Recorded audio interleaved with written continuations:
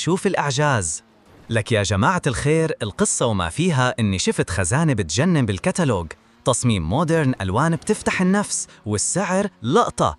قلت لحالي يا ولد يا جزرة، هاي فرصتك لتجدد ديكور البيت وتفرجي العالم إنك مو بس شاطر بالحكي، شاطر بالشغل اليدوي كمان. وبالوصف مكتوب سهلة التركيب، لا تحتاج لخبرة مسبقة. هون أنا بلعت الطعم مثل الأهبل.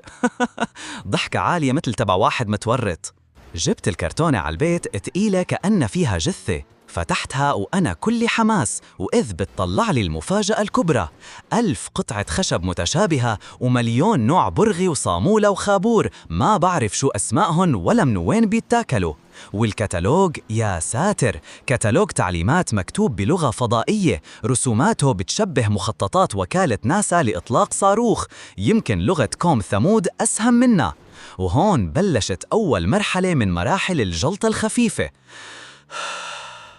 قلت لحالي عيب يا جزرة، أنت قد وقدود، شوية خشب وبراغي رح يغلبوك. فرشت القطع بالأرض وحطيت الكتالوج قدامي وبلشت معركة التركيب.